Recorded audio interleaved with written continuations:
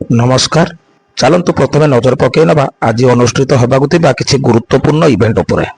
केंद्रीय माध्यमिक शिक्षा बोर्ड द्वारा द्वादश श्रेणी परीक्षा फल प्रकाश पाइबा परे जो छात्र छात्री माने निज मार्क रे संतुष्ट नाहंती सेमानक पई मे 19 तारिख रु ऑनलाइन माध्यम रे स्कान होइतेबा उत्तर खातार कॉपी पई आवेदन प्रक्रिया आरंभ हेउची। एही आवेदन विंडो मे 22 तारिख पर्यंत खोला रहिबो। श्री जगन्नाथ मंदिर प्रशासन पक्षर मिलता सूचना अनुसार मे 19 तारिख पुरी जगन्नाथ मंदिर भितर रत्न भंडार सुना गहना और अलंकार गणति और जांच प्रक्रिया पुणी आरंभ हो। राज्य सरकार द्वारा अनुमोदित एसओपी आधार में कार्य करा। महाप्रभु मध्याह्न धूप नीति शेष होगा पर यह प्रक्रिया चलो। सुरक्षा दृष्टि यही समय भक्त मैंने केवल बाहर काट निकट दर्शन करें। मे 19 तारिख में भुवनेश्वर ठारे पूर्व आंचलिक कृषि सम्मेलन अनुष्ठित होगा जाउची। केंद्र कृषि और कृषक कल्याण मंत्री शिवराज सिंह चौहान यह कार्यक्रम अध्यक्षता करेंगे। एथिरे ओडिशार मुख्यमंत्री मोहन चरण माझी समेत विभिन्न पूर्व भारतीय राज्यर कृषि मंत्री वैज्ञानिक एवं चाषी प्रतिनिधि माने जोगदे कृषि क्षेत्र में विकास और चाषी आय वृद्धि उपर आलोचना करेंगे।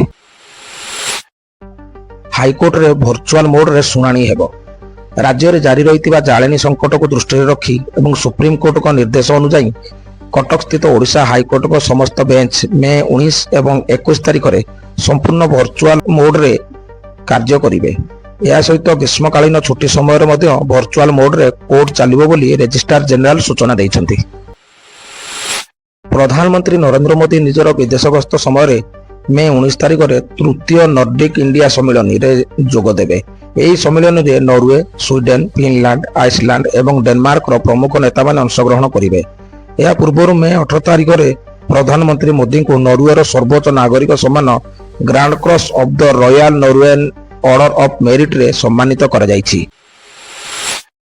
कांग्रेस नेता तथा लोकसभा विरोधी दल नेता राहुल गांधी मे 19 तारिख उत्तर प्रदेश रायबरेली को 2 दिनिया गस्त जाउछन्ति। एही गस्त समय से लालगंज रे महिला संवाद कार्यक्रम रे जोग देबे एवं खिरोन ठारे एक जनसभा को संबोधित करिवे। 2027 उत्तर प्रदेश विधानसभा निर्वाचन पर दलीय संगठन को मजबूत करने यही गस्तर मुख्य उद्देश्य बोली कहा जाउछि। इंडियन प्रीमियर लीग 2026 64तम मैच मे 19 तारिख संध्या 7:30 जयपुर ठारे राजस्थान रॉयल्स एवं लखनऊ सुपर जायंट्स मध्य खेल।